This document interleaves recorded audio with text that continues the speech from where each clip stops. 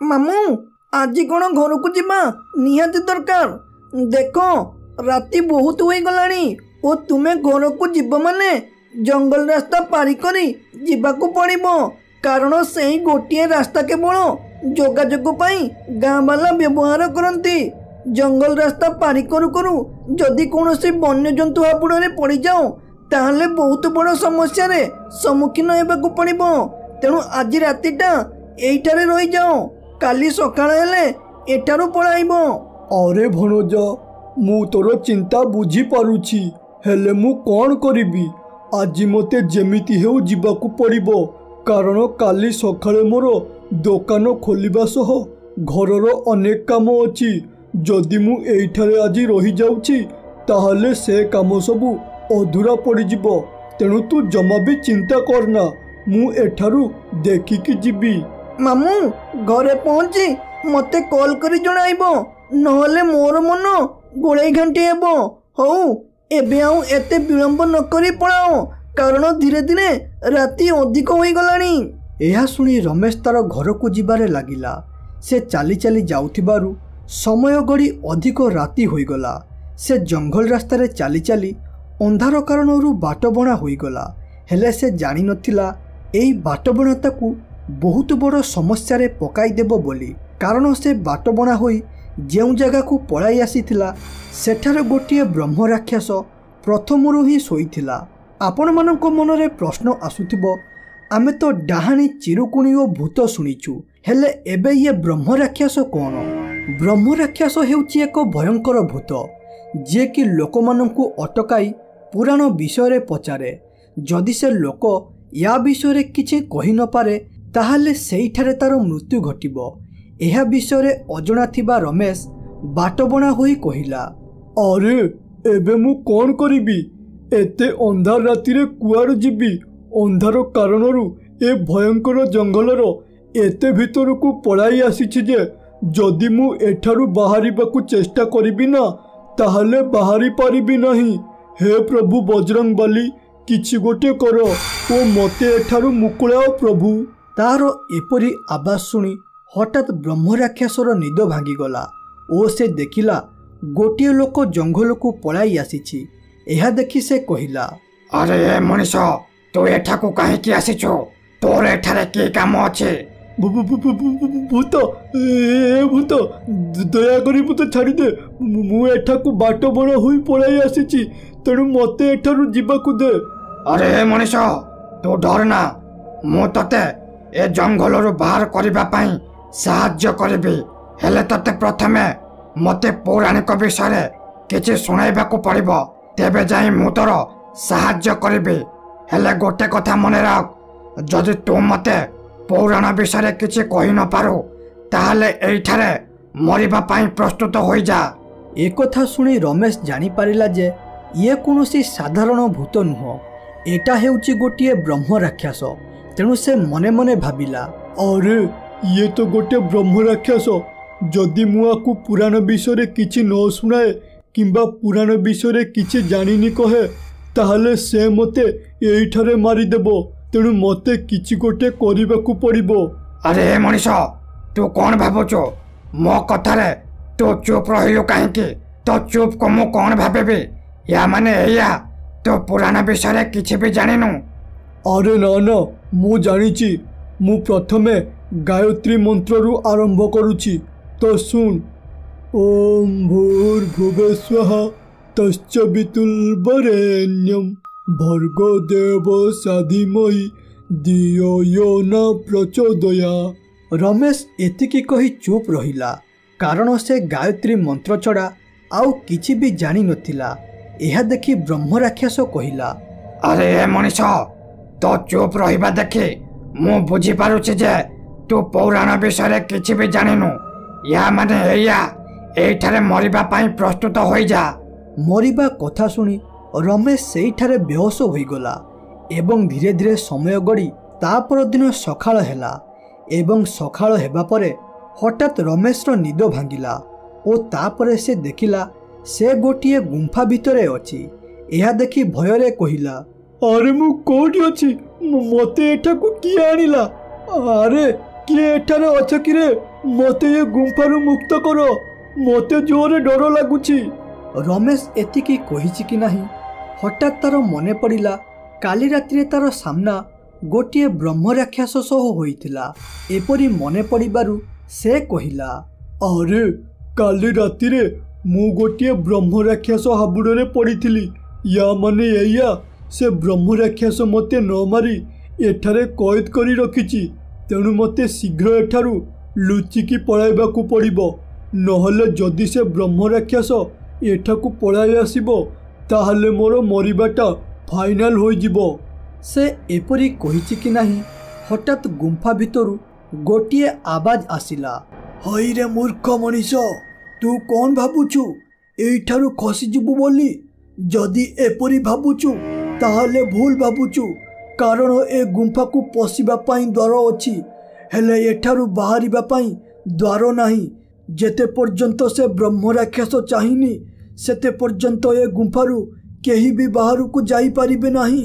ଏହା ଶୁଣି ରମେଶ ବହୁତ ଡରିଗଲା ଏବଂ ଏ ପାଖରେ ରାଜୁ ନାମରେ ଗୋଟିଏ ଲୋକ ମାଧବପୁର ନାମକ ଗୋଟିଏ ଗାଁକୁ ଯାଉଥିଲା। ସେ ଗଲାବେଳେ ଜୋରରେ ଖରା ପାଇଁ ତାକୁ ଜୋରରେ ଶୋଷ ଲାଗିଲା। ତେଣୁ ସେ କହିଲା, ଆରେ ଏତେ ଜୋରରେ ଖରା ହେଉଛି ଯେ ଏଥିରେ ବାଟ ଚାଲିବା କଷ୍ଟକର ହୋଇପଡ଼ୁଛି। ମୁଁ ଆସିଲା ବେଳେ ହାତରେ ପାଣି ଧରିକି ଆସିଲି ନାହିଁ, ହେଲେ ଏବେ ମୋତେ ଜୋରରେ ଶୋଷ ଲାଗୁଛି। ତେଣୁ ମୋତେ ମୋର ଶୋଷ ମେଣ୍ଟାଇବା ପାଇଁ ପାଖରେ କେଉଁଠି ନଈ କିମ୍ବା ପୋଖରୀ ଦେଖି ପାଣି ପିଇବାକୁ ପଡ଼ିବ। ହେଲେ ଏ ଘଞ୍ଚ ଜଙ୍ଗଲ ଭିତରେ ମୋତେ କେଉଁଠି ପାଣି ମିଳିବ? ଯଦି ପାଣି ଖୋଜୁ ଖୋଜୁ ମୋତେ କୌଣସି ବନ୍ୟଜନ୍ତୁ ଆକ୍ରମଣ କରିଦିଏ ତାହେଲେ ମୁଁ ବହୁତ ବଡ଼ ଅସୁବିଧାରେ ପଡ଼ିଯିବି। ହେ ପ୍ରଭୁ, ମୋର ସାହାଯ୍ୟ କର, ମୋତେ ଏ ବିପଦରୁ ରକ୍ଷା କର। ସେ ଏପରି କହିଛି କି ନାହିଁ ହଠାତ୍ ସେଠାକୁ ଗୋଟିଏ ଚଢ଼େଇ ଉଡ଼ି ଉଡ଼ି ଆସିଲା ଓ କହିଲା, ଆରେ ଏ ମଣିଷ, ମୁଁ ଜାଣିଛି ତତେ ଏବେ ଜୋରେ ଶୋଷ ଲାଗୁଛି ଓ ତୁ ଶୋଷରୁ ରକ୍ଷା ପାଇବା ପାଇଁ ତୁ ନଈ କିମ୍ବା ପୋଖରୀ ଖୋଜୁଛୁ। ହେଲେ ବନ୍ୟଜନ୍ତୁଙ୍କ ଡରରେ ତୁ ଆଗକୁ ବଢ଼ିବା ପାଇଁ ସାହସ କରୁନୁ। ତେଣୁ ତୁ ଜମା ବି ଚିନ୍ତା କରନା, ମୁଁ ଏବେ ତତେ ସାହାଯ୍ୟ କରିବି, କାରଣ ମୁଁ ହେଉଛି ଭଗବାନଙ୍କର ଦୂତ। ମୁଁ ଏଇଠାରେ ଅସୁବିଧାରେ ପଡ଼ିଥିବା ଲୋକଙ୍କୁ ସାହାଯ୍ୟ କରେ। ଏହା ଶୁଣି ରାଜୁ ବହୁତ ଖୁସି ହୋଇଗଲା ଓ ସେ କହିଲା, ଧନ୍ୟବାଦ ଚଢ଼େଇ, ମୁଁ ବହୁତ ଚିନ୍ତାରେ ଥିଲି। ଯାହା ହେଉ ତୁ ମୋତେ ସାହାଯ୍ୟ କରିବା ପାଇଁ ପଳାଇ ଆସିଲୁ। ହେ ପ୍ରଭୁ, ତୁମକୁ କୋଟି କୋଟି ଜୁହାର। ତମେ ତୁମର ଦୂତ ପଠାଇଥିବାରୁ ମୋ ସାହାଯ୍ୟ ପାଇଁ। ହଉ ଚଢ଼େଇ, ଆଉ ଏବେ ବିଳମ୍ବ ନ କରି ଚାଲ ମୋତେ ପାଣି ପାଖକୁ ନେଇଯା। ସେ ଏପରି କହିବା ପରେ ଚଢ଼େଇ ରାଜୁକୁ ପାଣି ଆଡ଼କୁ ନେଇକି ଗଲା ଓ ସେ ରାଜୁକୁ ବହୁତ ବାଟ ଚଲାଇବା ପରେ ମଧ୍ୟ ଏପର୍ଯ୍ୟନ୍ତ କୌଣସି ପାଣି ମିଳିଲା ନାହିଁ। ତେଣୁ ରାଜୁ ଗୋଟିଏ ଜାଗାରେ ରହିଗଲା ଓ କହିଲା, ଆରେ ଏ ଚଢ଼େଇ, ମୁଁ ପାଖାପାଖି 1 ଘଣ୍ଟା ହେବ ଚାଲିଲିଣି, ହେଲେ ଏପର୍ଯ୍ୟନ୍ତ ମୋତେ ଗୋଟେ ବି ପୋଖରୀ କିମ୍ବା ନଈ ଦେଖାଯାଉନି। ଶୋଷ କାରଣରୁ ମୋତେ ଚାଲିବାକୁ ଆଉ ବଳ ପାଉନି। ଏବେ ମୋତେ କହ, କେଉଁଠି ପାଣି ମିଳିବ ଓ ମୋତେ ଆଉ କେତେ ବାଟ ଚାଲିବାକୁ ପଡ଼ିବ? ଆରେ ଏ ମଣିଷ, ତୁ ମୋ ଜାଲରେ ଫସିଗଲୁ, କାରଣ ମୁଁ କୌଣସି ଭଗବାନଙ୍କ ଦୂତ ନୁହଁ। ମୁଁ ହେଉଛି ଗୋଟିଏ ରାକ୍ଷସମାନଙ୍କର ଦୂତ। ମୋତେ ଚଲା ବାଟୋଇମାନଙ୍କୁ ହଇରାଣ କରିବା ପାଇଁ ବହୁତ ଭଲ ଲାଗେ। ଚଢ଼େଇ ଏତିକି କହିଛି କି ନାହିଁ ହଠାତ୍ ସେଠାରେ ଗୋଟିଏ ଲୋକ ଆସି ପହଞ୍ଚିଗଲା ଓ କହିଲା, ହଇରେ ଦୁଷ୍ଟ ଚଢ଼େଇ, ତୁ ଏପରି ଲୋକମାନଙ୍କୁ ହଇରାଣ କରି ଜଙ୍ଗଲରେ ଫସାଉଛୁ। ଯେଉଁଦିନ ମୋ ହାବୁଡ଼ରେ ପଡ଼ିବୁ ସେଇଦିନ ମୋ ହାତରୁ ମରିବା ପାଇଁ ପ୍ରସ୍ତୁତ ହୋଇଯିବୁ। ଏହା ଶୁଣି ଚଢ଼େଇ ସେଠାରୁ ପଳାଇଲା ଓ ତାପରେ ଏ ଲୋକଟି କହିଲା, ଆରେ ଏ ଭାଇ, ତୁ ଏ ଚଢ଼େଇ ବୁଦ୍ଧିରେ ପଡ଼ି ବହୁତ ବଡ଼ ଭୁଲ କରିଦେଲୁ। ଏବେ ଚାହିଁଲେ ବି ଏଠାରୁ ଯାଇପାରିବୁ ନାହିଁ। ଦେଖ, ସନ୍ଧ୍ୟା ମଧ୍ୟ ହୋଇ ଆସିଲାଣି। ତେଣୁ ତମେ ଗୋଟେ କାମ କର, ମୋ ସାଥିରେ ମୋ ଘରକୁ ପଳାଇ ଚାଲ। ଆଜି ସେଇଠାରେ ରହିବ ଏବଂ ତା ପରଦିନ ସକାଳ ହେବା ପରେ ମୋ ପୁଅ ତୁମକୁ ନେଇ ଜଙ୍ଗଲ ପାରି କରାଇଦେବ। ହେ ପ୍ରଭୁ, କ'ଣ ହେଉଛି ମୋ ସାଥିରେ? ମୋତେ ଗୋଟିଏ ଚଢ଼େଇ ଆଣି ଏ ଜଙ୍ଗଲରେ ହଜାଇ ଦେଲା। ଏବେ ଆଉ ଜଣେ ଲୋକ ଆସି ମୋତେ ସାହାଯ୍ୟର ହାତ ବଢ଼ାଉଛି। ଏବେ ମୋର କ'ଣ ହେବ ମୁଁ କିଛି ବି ବୁଝିପାରୁନି ପ୍ରଭୁ। ଆରେ ଭାଇ ତମେ ମତେ ଡରନି, ମୁଁ ବି ତମ ପରି ଗୋଟିଏ ମଣିଷ। ତୁମ ପରି ଅନେକ ବାଟୋଇଙ୍କୁ ମୁଁ ସାହାଯ୍ୟ କଲିଣି। ତେଣୁ ତମେ ନ ଡରି ମୋ ସାଥିରେ ଚାଲ ଏବଂ କାଲି ହେବା ପରେ ତମେ ଏ ଜଙ୍ଗଲରୁ ବାହାରି ପାରିବ। ଯଦି ମୋ ଉପରେ ବିଶ୍ୱାସ ନାହିଁ ତାହେଲେ ଏଠାରୁ ପଳାଇ ପାର। ଏହା ଶୁଣି ରାଜୁ ମନେ ମନେ ଭାବିଲା, ଆରେ ମୁଁ ଏମିତି ଏକ ଜାଲରେ ଫସି ଯାଇଛି ଯେଉଁଥିରେ ଫେରିବା ପାଇଁ ବାଟ ନାହିଁ। ତେଣୁ ଏ ଲୋକ କଥାକୁ ବିଶ୍ୱାସ କରିବା ଛଡ଼ା ମୋ ପାଖରେ ଅନ୍ୟ ଉପାୟ କିଛି ବି ନାହିଁ। ସେ ଏପରି ଭାବି ସେ ଲୋକଟିର କଥାରେ ରାଜି ହୋଇଗଲା ଏବଂ ତାର ପଛେ ପଛେ ଯିବାରେ ଲାଗିଲା। ସେ ଲୋକଟି ରାଜୁକୁ କିଛି ଦୂର ନେଇ ଗୋଟିଏ ଗୁମ୍ଫା ଭିତରକୁ ନେଇଗଲା। ଗୁମ୍ଫା ଦେଖି ରାଜୁ ଟିକେ ଡରିଗଲା ଓ କହିଲା, ଆରେ ଏ ଭାଇ ତମେ ମୋତେ କହିଲ ପରା ତମ ଘରକୁ ନେବ ବୋଲି, ହେଲେ ମୋତେ ଏବେ ଏ ଗୁମ୍ଫା ଭିତରକୁ କାହିଁକି ଆଣିଛ? ଦେଖ ମୋତେ ଏଠାରେ ବହୁତ ଡର ଲାଗୁଛି, ତେଣୁ ମୁଁ ଏଠାରେ ଯାଉଛି। ତମେ ମୋତେ ମୋର ବାଟ ଛାଡ଼। ଏହା ଶୁଣିବା ମାତ୍ରେ ସେ ଲୋକଟି ସଙ୍ଗେ ସଙ୍ଗେ ତାର ରୂପ ପରିବର୍ତ୍ତନ କରି ଗୋଟିଏ ବ୍ରହ୍ମ ରାକ୍ଷସରେ ପରିଣତ ହୋଇଗଲା। ଏହା ଦେଖିବା ମାତ୍ରେ ରାଜୁ ଡରି ଡରି କହିଲା, ଭୂତ, ଏ ଭୂତ ଦୟାକରି ମୋତେ ଛାଡ଼ିଦେ। ମୁଁ ତ ତୋର କିଛି ବି କ୍ଷତି କରିନି, ହେଲେ ତୁ ମୋତେ ଏଠାକୁ ଆଣିଛୁ କାହିଁକି? ତେଣୁ ମୋ ବାଟ ଛାଡ଼। ମୁଁ ତତେ ଛାଡ଼ିଦେବି, ହେଲେ ୟା ବଦଳରେ ମୋତେ ପୁରାଣ ବିଷୟରେ ଶୁଣେଇବାକୁ ପଡ଼ିବ। ଯଦି ତୁ ପୁରାଣ ବିଷୟରେ ମୋତେ ଅନେକ କଥା ଶୁଣାଇ ମୋର ମନକୁ ଶାନ୍ତି କରିପାରିଲୁ ତାହେଲେ ଏ ଗୁମ୍ଫାର ଦ୍ୱାର ଆପେ ଆପେ ଖୋଲିଯିବ। ଓ ତୁ ଯଦି ଏପରି ନ କରିପାରୁ ତାହେଲେ ଏ ଗୁମ୍ଫା ଦ୍ୱାର କେବେ ବି ଖୋଲିବ ନାହିଁ ଏବଂ ତୁ ମୋ ପେଟର ଭୋଜନ ହେବୁ। ଆରେ ଏ ଭୂତ ଭାଇ, ମୁଁ ତ ହେଉଛି ମୂର୍ଖ ଲୋକ। ଛୋଟବେଳୁ ବହି କ'ଣ ଜାଣିନି କି ଦେଖିନି, ହେଲେ ଏବେ ତୁମକୁ ପୁରାଣ ବିଷୟରେ କିପରି ବୁଝାଇବି କୁହ? ଏହା ଶୁଣିବା ମାତ୍ରେ ବ୍ରହ୍ମ ରାକ୍ଷସ ସେଠାରୁ ଅଦୃଶ୍ୟ ହୋଇଗଲା ଓ ତାପରେ ରାଜୁ ଡର ଡର ଓ ରାଗରେ ଜୋରେ ପାଟି କରି କହିଲା, ଆରେ କିଏ କୋଉଠି ଅଛ? ମୋତେ ବଞ୍ଚାଅ ରେ, ମୋତେ ବଞ୍ଚାଅ। ଦୟାକରି ମୋତେ ଏ ଗୁମ୍ଫା ଭିତରୁ ବାହାର କର। ଘରେ ମୋର ବାଟକୁ ମୋର ସ୍ତ୍ରୀ ପିଲା ଛୁଆ ଅନାଇ ବସିଛନ୍ତି। ସେ ଏତିକି କହିବା ପରେ ପୂର୍ବରୁ ଗୁମ୍ଫାରେ ଥିବା ରମେଶ କହିଲା, ଆରେ ଏ ଭାଇ, ତୁମେ ଯେତେ ପାଟି ଚିଲାଇ କାନ୍ଦିକି ଗଡ଼ିଗଲେ ମଧ୍ୟ ଏଠାକୁ ସାହାଯ୍ୟ କରିବା ପାଇଁ କେହି ବି ଆସିବେ ନାହିଁ, କାରଣ ଏଇଟା ହେଉଛି ଗୋଟିଏ ମାୟାବୀ ଗୁମ୍ଫା। ତୁମ ପରି ମୋତେ ବି ମଧ୍ୟ ସେ ବ୍ରହ୍ମ ରାକ୍ଷସ ଏଠାକୁ ଆଣି ବନ୍ଦିନ କରି ରଖିଛି। ତେଣୁ ଆମେ ପୁରା ଅସହାୟ। ଆମେ ଏ ଗୁମ୍ଫାରୁ ବାହାରିବା ପାଇଁ କେବଳ ଗୋଟିଏ ଉପାୟ ଅଛି, ଯୋଉଟା ପୁରା ଅସମ୍ଭବ। ଆରେ କ'ଣ ସେ ଉପାୟ? ଦୟାକରି ଶୀଘ୍ର କୁହ, ମୁଁ ତାକୁ ମୋର ପ୍ରାଣ ବଳେ ଚେଷ୍ଟା କରିବି କରିବା ପାଇଁ। ଏସବୁ ଶୁଣିବା ମାତ୍ରେ ଗୁମ୍ଫା ହସି ହସି କହିଲା, ଆରେ ଏ ମୂର୍ଖ ମଣିଷ, ସେ କ'ଣ କହିବ? ମୁଁ କହୁଛି ଶୁଣ। ଏ ଗୁମ୍ଫାରୁ ବାହାରିବାକୁ ହେଲେ ପ୍ରଥମେ ମାୟାବୀ ଚଢ଼େଇକୁ ମାରିବାକୁ ପଡ଼ିବ। ମାୟାବୀ ଚଢ଼େଇ ମରିବା ପରେ ଯାଇ ବ୍ରହ୍ମ ରାକ୍ଷସ ମରିବ ଓ ତାପରେ ଯାଇ ତୁମେ ଦୁଇଜଣ ଏଠାରୁ ମୁକୁଳି ପାରିବ। ହେଲେ ତୁମେ ଏହାକୁ କରିପାରିବ ନାହିଁ। ହଉ, ଆଉ ଗୋଟେ ଦିନ ଅପେକ୍ଷା କର, ତାପରେ ବ୍ରହ୍ମ ରାକ୍ଷସ ତୁମକୁ ମାରିକି ଖାଇବ। ଏହା ଶୁଣିବା ମାତ୍ରେ ରାଜୁ ପ୍ରଭୁଙ୍କୁ ମନେ ମନେ ଡାକିଲା, ହେ ପ୍ରଭୁ ବଳାଶଙ୍କର, ଆମେ ବହୁତ ବଡ଼ ବିପଦରେ ପଡ଼ିଯାଇଛୁ ପ୍ରଭୁ। ଦୟାକରି ଆମକୁ ଏ ବ୍ରହ୍ମ ରାକ୍ଷସ ଠାରୁ ଉଦ୍ଧାର କର। ରାଜୁ ପ୍ରଭୁଙ୍କୁ ଡାକିବାରେ ଲାଗିଲା। ଏତିକି ବେଳେ ମାୟାବୀ ଚଢ଼େଇ ଆଉ ଜଣଙ୍କୁ ତାର କଥାରେ ଭୁଲାଇ ଗୁମ୍ଫା ଭିତରକୁ ନେଇକି ଆସିଲା ଓ କହିଲା, ହାଇରେ ମୂର୍ଖ ମଣିଷ ସବୁ, ତୁମେ ଗୁଡ଼ିକ କେତେ ବୋକା। ମୋ କଥାରେ ପଡ଼ି ମୋ ପଛେ ପଛେ ଚାଲି ଆସିଲ। ଏବେ ବ୍ରହ୍ମ ରାକ୍ଷସ ଦେବଙ୍କ ଠାରୁ ମରିବା ପାଇଁ ପ୍ରସ୍ତୁତ ହୋଇଯାଅ। ଏଇ ମୌକାର ଫାଇଦା ଉଠାଇ ରାଜୁ ତଳୁ ଗୋଟିଏ ପଥର ଉଠାଇଲା ଓ ଚଢ଼େଇ ଉପରକୁ ଫୋପାଡ଼ି ଦେଲା, ଯାହାଫଳରେ ପଥରଟି ଚଢ଼େଇ ଦେହରେ ବାଜିଲା ଓ ଚଢ଼େଇଟି ସେଇଠାରେ ପଡ଼ି ମରିଗଲା। ଏହା ଦେଖି ରମେଶ ବହୁତ ଖୁସି ହୋଇ କହିଲା, ଆରେ ବା ରାଜୁ ଭାଇ, ତୁମକୁ ମାନିବାକୁ ପଡ଼ିବ। ତମେ ଉପଯୁକ୍ତ ମୌକା ଦେଖି ଏ ଚଢ଼େଇକୁ ପଥର ପକାଇଲ ଓ ଚଢ଼େଇଟି ମରିଗଲା। ଏବେ ଆମେ ଏଠାରୁ ଯାଇପାରିବା। ଚଢ଼େଇଟି ମରିବା ପରେ ବ୍ରହ୍ମ ରାକ୍ଷସ ମଧ୍ୟ ମରିଗଲା ଓ ତାପରେ ଗୁମ୍ଫା ଦ୍ୱାର ଆପେ ଆପେ ଖୋଲିଗଲା ଓ ଏ ତିନି ଜଣ ଖୁସି ଖୁସିରେ ତାଙ୍କ ଘରକୁ ଫେରିବାରେ ଲାଗିଲେ।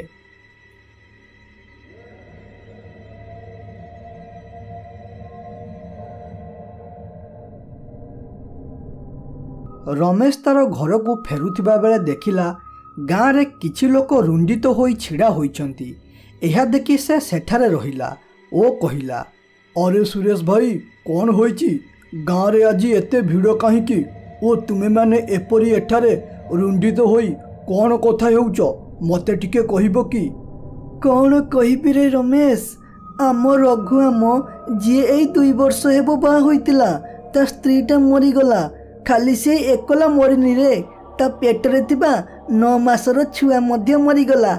एबे कौन बीतुथिबो ता उपरे सेटा केही बुझी पारिबेनी रे। हे प्रभु कौन हेउची आम गाँ प्रति काहींकि से रघुआटाकू एते बड़ दंड देल प्रभु, से बिचराटा केमिति बंचिबो एबे? एसबू कथा शुणी सेठारे थिबा गोटिए बुढ़ा कहिला, अरे गाँ बाला, रघुआ स्त्री पेटरे गोटिए छोट छुआ थिला ओ से मरीगला। या माने एया रघुआ स्त्री एबे छुआ सेका डाहणी होई जिवो ओ प्रत्येक राति रे तारो छुआ को सेकिबो। अरे ए मौसा तुमको टिके खराब लगुनी? तमे एपरी समय रे एमितिका कथा कहूच? गोटे लोकर स्त्री और छुआ मरी जाइची, एबे पूरा गाँ दुखरे थिबा बेले तमे एपरी बाज्य कथा कहूच? अरे तम जमाना रे एपरी बाज्य गप चलुथिला, हेले एबे से सबु कथा कही लोकंकु आउ डराउनी। यह शुणी मौसा जनक चुप हो गले ओ ए पाखरे रघुआ ता स्त्रीर जुई पाखरे रही दुखरे कहिला, अरे स्वप्ना तमे मते छाड़ी पळाइल, एबे मु केमिति एकला बंचिबी ओ का साथीरे दुनिया देखिबी? तम जीवा दुख मते पूरा भितरु भांगी देउची, तेणु तमे मो पाखकु फेरी आसो स्वप्ना, मु तुम बिना बंची पारिबी नाही। अरे ए रघुआ तू जमा भी मन दुख करना, जहा हेबार थिला ताहा तो होई गला, एथिरे आमे किछि करि पारिबा नाही।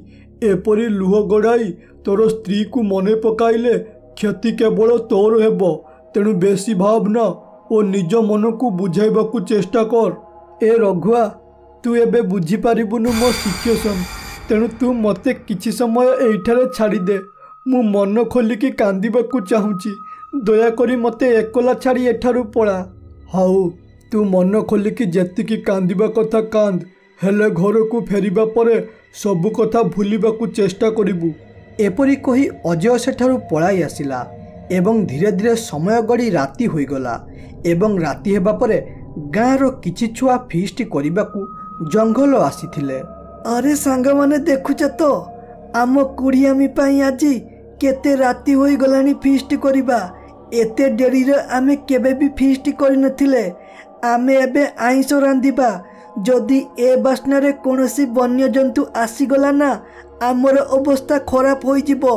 हौ हौ आउ बेसी विलंब न करी देलु देलु डियासुली, मु चुली लगाई भात बसाई दिए, भात शीघ्र शीघ्र हेले आमे चिकेन बसाइबा। यह शुणी रॉकी बैग अंडाळिला, हेले ताकू डियासुली मिलिला नाही, तेणु से कहिला, अरे धेत तेरिकी मु डियासुली आनिबा पाई भूली गली। एबे कोन करिबा सांगो, ए जंगल भितरे केउठी निया आनिबा? अरे तू केड़े बाज्य पिला डाकी रे, तते मु बारंबार कहली सबु जिनिस गोटी गोटी करी चेक करी आनिबू, हेले तू को हिसाब रे डियासुली आनिनु? एबे केमिति फीस्ट करिबा कथा कर। बिकी एतिकी कहिची हठात रॉकी देखिला किछि दूर रे धुआं बाहरिला परी देखागला। यह देखि से टिके खुशी होई कहिला, अरे सांग कौन मो रागुच? कथार अच्छी परा, जदि मनरे किछि करिबाकू इच्छा थिबो ताहले ताकू सदाबेले भगवान साहाय्य करिवे। हे देख किछि दूर रे धुआं बाहरुची, या माने एया आम परी आउ किए बोधे जंगल रे फीस्ट करुची, तेणु तू एइठारे 5 मिनिट अपेक्षा कर, मु एई गली ओ एई निया नहीं आसिली। एकरे भूल करिचु ओ तापरे भी एपरी फुटाणिया कथा कहूचु। हौ आउ एबे विलंब न करी शीघ्र जा ओ निया नहीं कि आस, सेते पर्यंत मु चिकेन धोउची। यह शुणी रॉकी धुआं आसुथिबा जागा आड़कू गला ओ किछि बाट चली से निया जलुथिबा जागा पाखरे पहुंची गला ओ किछि दूररू देखिला सेठारे केही भी फीस्ट करू नाहंती। यह देखि ता मनरे टिके भय आसिला, तेणु से कहिला, अरे मु तो भाबिली जंगल रे किए गोटे आम परी फीस्ट करुथिबो, हेले इए कोन सेठारे किछि काठ जलुची, ଏଟା ଆଉ ଜୁଇଁ ଜଳୁନି ତ? ଆରେ ଓ ଭାଇ, ସେଠି ନିଆଁ ପାଖରେ କିଏ ଅଛ? ମୋତେ ଟିକେ ନିଆଁ ଦେବ କି? ଆମେ ଫିଷ୍ଟ କରିବୁ। ସେ ଏପରି କହିବା ପରେ ହଠାତ୍ ସେ ନିଆଁ ପାଖରୁ ଗୋଟିଏ ଆବାଜ ଆସିଲା। ଆରେ ଏ ଭାଇ, ଯେତେ ନିଆଁ ନେବା କଥା ମନ ଭରିକି ନେଇଯାଅ, ହେଲେ ଗୋଟେ କଥା ମନେ ରଖ, ନିଆଁକୁ ନଇଁକି ନେବ। ତେଣୁ ଶୀଘ୍ର ଏଠାକୁ ଆସି ନିଆଁ ନେଇଯାଅ, କାରଣ ମୁଁ ନିଆଁ ଲିଭାଇ ଏଠାରୁ ପଳାଇବି। ଏହା ଶୁଣି ରକି ମନରେ ଟିକେ ସନ୍ଦେହ ଆସିଲା ଓ ତାକୁ ଏପରି ଲାଗିଲା ସତେ ଯେମିତି ସେ ଏପରି କଥା ଆଗରୁ କାହା ପାଖରେ ଶୁଣିଛି। ତେଣୁ ସେ ଧୀରେ ଧୀରେ କହିଲା, ଆରେ ଏପରି କଥା ମୁଁ କାହା ପାଖରୁ ଶୁଣିଲା ପରି ଲାଗୁଛି, ହେଲେ କାହାଠାରୁ ଶୁଣିଛି? ଆରେ ହଁ, ଏପରି କଥା ମୋ ଜେଜେ କହୁଥିଲେ ଓ ସେ କହୁଥିଲେ କି ଡାହାଣୀମାନେ ଏପରି ନିଆଁ ଲଗାଇ ତାଙ୍କର ଛୁଆଙ୍କୁ ସେକନ୍ତି ବୋଲି ଓ ତାଙ୍କୁ ଯିଏ ନିଆଁ ମାଗେ ସେ ତାଙ୍କୁ କୁହେ ନଇଁକି ନେବା ପାଇଁ। ୟା ମାନେ ଏଇଆ, ଏଟା ଗୋଟିଏ ଡାହାଣୀ, ତେଣୁ ମୋତେ ଏଠାରୁ ପଳାଇବାକୁ ପଡ଼ିବ। ଏପରି କହି ରକି ସେଠାରୁ ପଳାଇ ଆସିଲା। ପ୍ରକୃତରେ ସେଠାରେ ନିଆଁ ଜଳାଇ ଗୋଟିଏ ଡାହାଣୀ ତାର ଛୁଆକୁ ସେକୁଥିଲା ଓ ସେ ଡାହାଣୀ ଆଉ କେହି ନୁହଁ ବରଂ ରଘୁଆର ସ୍ତ୍ରୀ। ଓ ଏଠି ରକି ଆସି ତାର ସାଙ୍ଗମାନଙ୍କୁ କହିଲା, ଆରେ ସାଙ୍ଗମାନେ, ଏଠାରୁ ପଳାଇବା ଚାଲ। ଯଦି ଆମେ ଏଠାରେ ବେଶୀ ସମୟ ରହୁଛନ୍ତି ତାହେଲେ ଆମର ମରିବାଟା ଫାଇନାଲ ହୋଇଯିବ। ତେଣୁ ଫିଷ୍ଟର ଜିନିଷପତ୍ର ଧରି ଏଠାରୁ ପଳାଇବା ଚାଲ। ଆରେ ସାଙ୍ଗ, କ'ଣ ହୋଇଛି? ତୁ ଏପରି ଧଅଁସି ମହଁସି ହେଉଛୁ କାହିଁକି? କ'ଣ ହୋଇଛି? ସବୁ କଥା ଗୋଟି ଗୋଟି କରି ଆମକୁ କହ। ଆରେ ସାଙ୍ଗମାନେ, ମୁଁ ନିଆଁ ଆଣିବାକୁ ଯାଇଥିଲି ଓ ସେଠି ପହଞ୍ଚିବା ପରେ ଦେଖିଲି ଗୋଟିଏ ଡାହାଣୀ ତାର ଛୁଆକୁ ନିଆଁରେ ସେକୁଥାଏ। ତେଣୁ ଚାଲ ଆମେ ଶୀଘ୍ର ଏଠାରୁ ପଳାଇବା, ନହେଲେ ଏ ଚିକେନ ବାସ୍ନା ପାଇଁ ଡାହାଣୀ ଏଠାକୁ ଆସିବ ଓ ଆମ ସମସ୍ତଙ୍କୁ ଗୋଟି ଗୋଟି କରି ମାରି ଖାଇବ। ଆବେ ରକି, ମଦ ତ ଏଇଠାରେ ଅଛି, ଏପର୍ଯ୍ୟନ୍ତ କେହି ବି ପିଇ ନାହାନ୍ତି। ମଦ ନ ପିଇ ତୋତେ ନିଶା କେମିତି ହୋଇଗଲା? ଆରେ ପାଗଳ, ଆମ ପରି ସେଠି କିଛି ଛୁଆ ଫିଷ୍ଟ କରୁଥିବେ ଓ ତୋତେ ଡରେଇବା ପାଇଁ ସେ ଏପରି ମଜା କରୁଥିବେ। ତେଣୁ ତୁ ନ ଡରି ଏଇଠାରେ ରହ, ମୁଁ ଯାଉଛି ତାଙ୍କ ପାଖରୁ ନିଆଁ ନେଇ ଆସିବି।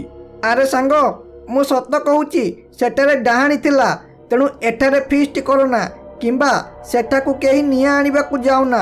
ଯଦି ଏ ଦୁଇଟି ଭିତରୁ କିଛି କରିବାକୁ ଚେଷ୍ଟା କରୁଛ ତାହେଲେ ମୁଁ ଏଠାରୁ ଯାଉଛି। ରକିର ଏପରି ଡର ଅବସ୍ଥା ଓ ଜଙ୍ଗଲରେ ଫିଷ୍ଟ ନ କରିବା ଜିଦ୍ ଦେଖି ସବୁ ସାଙ୍ଗ ସେଠାରୁ ପଳାଇବା ପାଇଁ ରାଜି ହୋଇଗଲେ।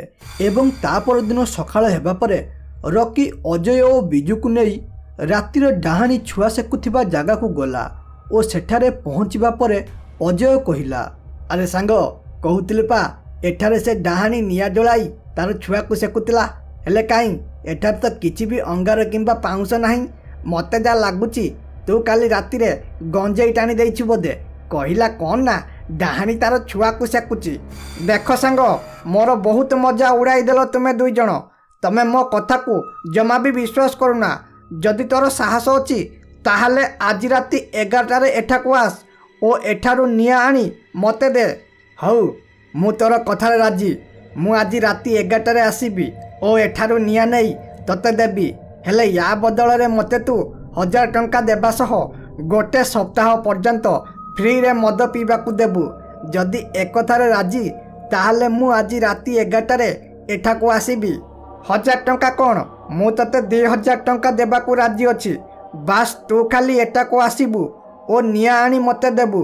ଓ ହଁ, ଆଉ ଗୋଟେ କଥା ମନେ ରଖ, ଯଦି ତୋର କିଛି ଅସୁବିଧା ହେଲା କିମ୍ବା ଡାହାଣୀ ତୋତେ ମାରିଦେଲା ତାହେଲେ ମୋର ଜମା ବି ଦୋଷ ନାହିଁ। ଏକଥାରେ ରକି ରାଜି ହୋଇଗଲା ଏବଂ ରାତି ହେବା ପରେ ରକି, ବିକି ଓ ଅଜୟ ଗୋଟେ ଜାଗାରେ ଏକାଠି ହେଲେ ଓ ତାପରେ ଅଜୟ କହିଲା, ଆରେ ସାଙ୍ଗ ରକି, ଦେଖ ଏବେ 11ଟା ହେଇଛି। ତେଣୁ ମୁଁ ଏବେ ଏଠାରୁ ଯାଉଛି ନଈ ପାଖକୁ ନିଆଁ ନେଇକି ଆସିବି। ସେତେ ପର୍ଯ୍ୟନ୍ତ ତୁ 2000 ଟଙ୍କା ଯୋଗାଡ଼ିକି ରଖିଥା। ମୁଁ ଏଇ ଗଲି ଏଇ ଆଇଲି। ଆରେ ସାଙ୍ଗ, ତୁ ଆଜି ଖାଲି ଖାଲିରେ 2000 ଟଙ୍କା ହାରିବୁ ରେ। ଅଜୟ ମୋର ସିଂହ, ତୁ ଯା ଓ ସଙ୍ଗେ ସଙ୍ଗେ ନିଆଁ ଧରିକି ଆସ। 2000 ଟଙ୍କା ପାଇଲେ ଆମେ ବୁଲିବାକୁ ଯିବା। ଏହା ଶୁଣି ଅଜୟ ବହୁତ ସାହସର ସହ ନଈ ପାଖକୁ ଗଲା ଓ କିଛି ବାଟ ଚାଲିବା ପରେ ସେ ନିଆଁ ପାଖରେ ପହଞ୍ଚିଗଲା ଓ ସେଠି ପହଞ୍ଚି ଦେଖିଲା ଗୋଟେ ସ୍ତ୍ରୀଲୋକ ତାର ଛୁଆକୁ ସେକୁଛି। ଅନ୍ଧାର କାରଣରୁ ସେ ସ୍ତ୍ରୀଲୋକର ମୁହଁ ଦେଖାଯାଉନଥିଲା। ତେଣୁ ଅଜୟ ନ ଡରି କହିଲା, ଆରେ ଏ ମାଉସୀ, ମୁଁ ଏଠାକୁ ନିଆଁ ନେବାକୁ ଆସିଛି, ତେଣୁ ମୋତେ ଟିକେ ନିଆଁ ଦେବ କି? ନିଆଁ ନେଲେ ମୁଁ ସିଗାରେଟ୍ ଟାଣିବି। ଅଜୟ ଏପରି କହିବା ପରେ କୌଣସି ଉତ୍ତର ଆସିଲା ନାହିଁ। ଏହା ଦେଖି ଅଜୟକୁ ଟିକେ ଡର ଲାଗିଲା। ତେଣୁ ସେ ଡରି ଡରି ମନେ ମନେ ଭାବିଲା, ଆରେ ଏ ସ୍ତ୍ରୀଲୋକ କ'ଣ କିଛି ଉତ୍ତର ଦେଉନି? ମୋ ସାଙ୍ଗ ରକି ଆଉ ସତ କଥା କହୁଥିଲା କି ଏଟା ଗୋଟେ ଡାହାଣୀ ବୋଲି, ତେଣୁ ମୋତେ ଟିକେ ଭଲରେ ଦେଖିବାକୁ ପଡ଼ିବ। ସେ ଏପରି ଭାବି ଟିକେ ଭଲରେ ଦେଖିବାକୁ ଲାଗିଲା ଓ ଦେଖିବାକୁ ପାଇଲା ଯେ ତା ସାଙ୍ଗ ରକି ସତ କହୁଥିଲା। ମାନେ ସେ ସ୍ତ୍ରୀଲୋକ ଗୋଟେ ଭୟଙ୍କର ଡାହାଣୀ, ଯିଏକି ତାର ଛୁଆକୁ ସେକୁଥାଏ। ଏହା ଦେଖି ରକି ଡରରେ କହିଲା, ଡାହାଣୀ? ଆରେ ମୋତେ ଏଠାରୁ ଶୀଘ୍ର ଯିବାକୁ ପଡ଼ିବ, ନହେଲେ ଏ ଡାହାଣୀ ମୋତେ ଏଇଠାରେ ଚୋବାଇ ଚୋବାଇ ଖାଇଯିବ। ଏପରି କହି ଅଜୟ ସେଠାରୁ ଶୀଘ୍ର ପଳାଇ ଆସିଲା ଓ ତାର ସାଙ୍ଗମାନଙ୍କ ପାଖରେ ପହଞ୍ଚି କହିଲା, ଆରେ ସାଙ୍ଗ ରକି, ଦୟାକରି ମୋତେ କ୍ଷମା କରିଦେରେ। ମୁଁ ତୋର କଥାକୁ ବିଶ୍ୱାସ କଲିନି, ହେଲେ ମୁଁ ମୋ ନିଜ ଆଖିରୁ ଦେଖିକି ଆସିଲି ଗୋଟିଏ ଡାହାଣୀ ତାର ଛୋଟ ଛୁଆକୁ ସେକୁଥାଏ। ବିଶ୍ୱାସ କର, ମୁଁ ଯଦି ତା ପାଖରୁ ନିଆଁ ଆଣିଥାନ୍ତି କିମ୍ବା ଆଉ ଅଳ୍ପ ସମୟ ସେଠାରେ ରହିଥାନ୍ତି, ତାହେଲେ ମୋର ମୃତ୍ୟୁ ଆଜି ଫାଇନାଲ ହୋଇଯାଇଥାନ୍ତା। ସାଙ୍ଗ, ମୁଁ ତତେ ପ୍ରଥମରୁ ହିଁ କହିଥିଲି ସେଠାରେ ଗୋଟିଏ ଡାହାଣୀ ଅଛି ବୋଲି, ହେଲେ ତୁ ତ ଅମାନିଆଟା, ମୋ କଥାକୁ ମାନିଲୁ ନାହିଁ ଓ ଟଙ୍କା ଲୋଭରେ ସେଠାକୁ ଚାଲିଗଲୁ। ହେଲେ ମୁଁ ଗୋଟେ କଥା ବୁଝିପାରୁନି, ସେ ଡାହାଣୀ ହାବୁଡ଼ରେ ଯିଏ ପଡ଼େ ଡାହାଣୀ ତାର କିଛି ନା କିଛି କ୍ଷତି କରେ, ହେଲେ ସେ ତୋର କିଛି କ୍ଷତି ନ କରି ଛାଡ଼ିଦେଲା କାହିଁକି? ରକି ଏପରି କହିଲା। ପ୍ରକୃତରେ ସେ ଡାହାଣୀ ତାର ଛୁଆକୁ ସେକିବା କାମରେ ବ୍ୟସ୍ତ ଥିବାରୁ ସେ ଅଜୟର କିଛି କ୍ଷତି କରିଲା ନାହିଁ। ଅଜୟ ଡାହାଣୀ ଦେଖିବା କଥା ତା ପରଦିନ ସକାଳେ ଗାଁରେ ସବୁ ଜାଣିଗଲେ। ତେଣୁ ବୁଢ଼ା ମଉସା ରମେଶକୁ କହିଲା, ଆରେ ରମେଶ, ଶୁଣିଲି ତ ଗାଁରେ ସବୁ କ'ଣ ଘଟିଗଲା କାଲି? ଅଜୟ ନଈ ପାଖକୁ ନିଆଁ ଆଣିବାକୁ ଯାଇଥିଲା ଓ ସେଠାରେ ଦେଖିଲା ଡାହାଣୀ ତାର ଛୁଆକୁ ସେକୁଥାଏ।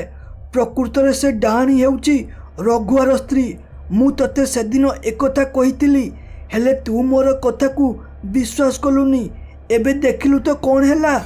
ଆରେ ମଉସା, ମୋତେ ଲାଗୁଛି ତୁମ ମୁଣ୍ଡଟା ଖରାପ ହୋଇଗଲାଣି, କାରଣ ଯେଉଁ ଦୁଇ ଜଣ ଡାହାଣୀକୁ ଦେଖିଛନ୍ତି, ମାନେ ରକି ଓ ଅଜୟ, ସେ ଦୁଇଟା ହେଉଛନ୍ତି ଆମ ଗାଁର ସବୁଠାରୁ ଘୋଡ଼ା ମଦୁଆ। ସେ ଦୁଇ ଜଣ ମଦ ପିଇବା ପରେ ତାଙ୍କୁ ଆଉ ରାସ୍ତାଘାଟ ଦେଖାଯାଏନି। ସେ ଦୁଇ ଜଣ ବୋଧେ କୌଣସି ଗଛକୁ ଦେଖି ଡାହାଣୀ ବୋଲି ଭାବିଥିବେ। ହଇରେ ରମେଶ, ଅଜୟ ବି ଏପରି ରକି କଥାକୁ ବିଶ୍ୱାସ ନ କରି ନଈ ପାଖକୁ ରାତି 11ଟାରେ ଯାଇଥିଲା ଓ ଡାହାଣୀକୁ ଦେଖିଲା।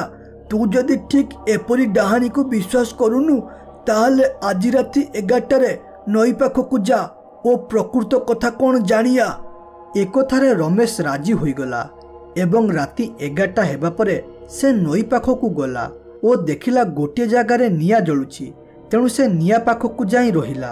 ହେଲେ ଏଥର ଡାହାଣୀ ତାର ଛୁଆକୁ ସେକୁ ନଥିଲା, ବରଂ ସେକିବାକୁ ଯାଉଥିଲା।